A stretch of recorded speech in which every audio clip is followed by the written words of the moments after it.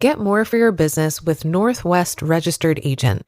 They help you launch an LLC for just $39 plus state fees, while helping protect your identity by keeping your home address private. Don't wait. Protect your privacy, build your brand, and get your complete business identity in just 10 clicks and 10 minutes. Visit northwestregisteredagent.com/paidofd and start building something amazing. Get more with Northwest Registered Agent at northwestregisteredagent.com/paidofd. You know you want to start a business. What you may not know is how to make it a reality. GoDaddy Arrow's got you. It uses AI to help you find the domain name that's right for you. Next, answer a few prompts, and with a couple of clicks, Arrow will design a professional-looking website or storefront in minutes. Arrow can even help you stay engaged with your customers. Just attach a professional email that matches your domain. With GoDaddy Arrow, you can build a business without having to know a thing about this stuff. Just visit GoDaddy.com to get started. That's GoDaddy.com. Premium features require paid subscription. See terms on site. Welcome back to our Sunday bonus episode, where I share an article with you from a different podcast in our network to keep your life nice and optimized. Today's episode comes from Optimal Health Daily. You can find that show wherever you're listening to this. So with that, here's Dr. Neil with the post and commentary as we optimize your life. A Minimalist Approach to Fitness by Jen Hayes with simplyfiercely.com. When I committed to losing 50 pounds last year, I decided to make some major changes to my diet and exercise habits. After beginning my journey, I quickly realized that some of the more traditional approaches, such as counting calories and high-intensity exercise, weren't going to work for me. I felt that my new habits shouldn't make me miserable. Getting in shape was a good thing, and it should make me feel good. I didn't want to be stressed out and overwhelmed by weight loss strategies that didn't work. I wanted to create a plan that I would be able to stick to for a long time. I decided that I need to take a minimalist approach to fitness. Minimalism is about getting rid of the things that don't matter so we can focus on the things that do. Adopting a minimalist lifestyle allows us to reduce clutter, save money, and live more simply. The same principles that can be applied to decluttering our homes and our budgets can be applied to fitness. The fitness industry, like most other industries, makes money by convincing you to buy things that you really don't need.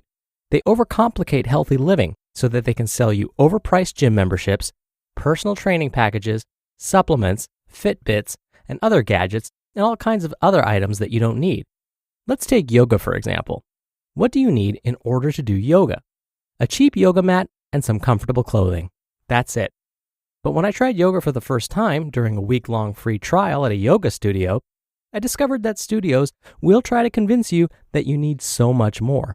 They'll tell you that you need a block, a yoga wedge, a yoga strap, a $40 yoga mat, stylish $100 yoga pants and tank tops, a yoga towel, a strap or bag to carry your yoga mat, and so on.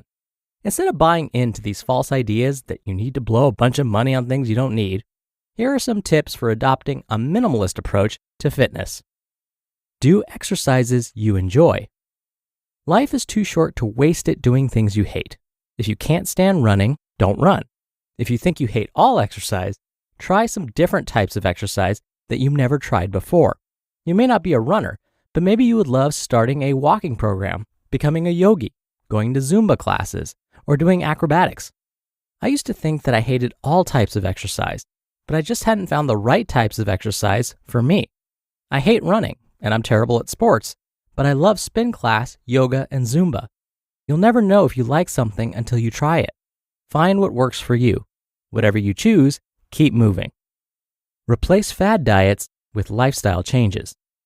Following a strict diet plan can get complicated if the diet has a bunch of different rules about what types of food you have to avoid or how many calories you're allowed in a given day. Instead of following a fad diet, try changing your lifestyle. Eat more fruit, vegetables, and other whole foods, and eat less processed food. Eat when you're hungry, and stop eating when you're full.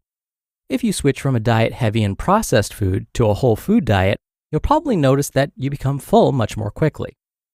Focus on health. If we focus too much on appearance, we will probably never be satisfied with how we look. there will always be someone who's thinner, stronger, or more attractive. Focusing on image is demotivating and ultimately meaningless. Instead, focus on health. Think about all of the things that you can do now that you couldn't do a few weeks, months, or years ago.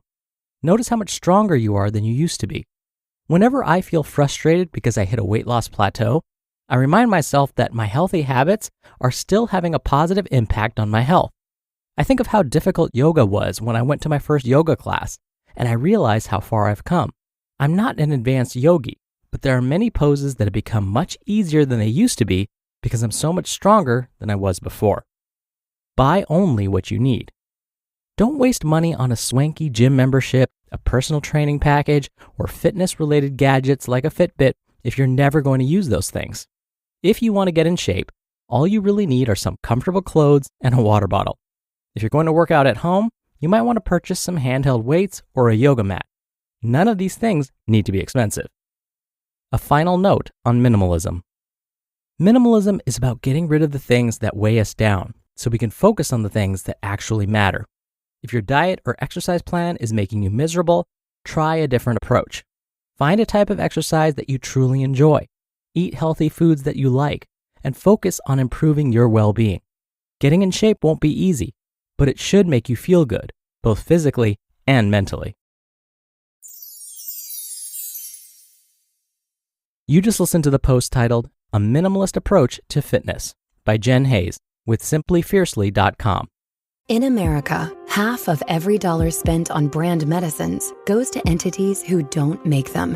While middlemen like PBMs and 340B hospitals drive up costs, Biopharma is investing $500 billion in new infrastructure and manufacturing here at home, and helping patients buy medicines directly at lower prices. Tell Washington to end middlemen markups and put American patients first. Visit phrma.org/middlemen. Every holiday shopper's got a list, but Ross shoppers, you've got a mission. Like a gift run that turns into a disco snow globe, throw pillows, and PJs for the whole family, dog included. At Ross, holiday magic isn't about spending more, it's about giving more for less. Ross, work your magic. Dr. Neil here for my commentary. Whenever I instruct my exercise physiology classes, my students start to get frustrated. Wait, that doesn't make me sound like the best teacher. Hang on. They get frustrated because we talk about the different ways we could prescribe exercise to future clients. There are so many different schools of thought when it comes to achieving fitness goals. There are whole body workouts, body weight workouts, high intensity interval training, upper lower body splits, not to mention the countless workouts on YouTube or all those home DVDs for sale. So students in frustration ask, well, Dr. Neil, which routine actually works? Can you guess how I respond? I respond by basically echoing what Jen mentioned in this post. Every routine works, so long as the person sticks to it. Now, what makes the person stick to their workout? In the beginning, especially when they're just starting out, the exercise routine has to include movements they enjoy or can at least tolerate. This is because it takes too much extra willpower to perform a behavior that you don't want to do in the first place. This makes it even less likely the new exercise behavior will occur. Next, just as Jen mentioned, the behavior has to be convenient, meaning no special equipment needed.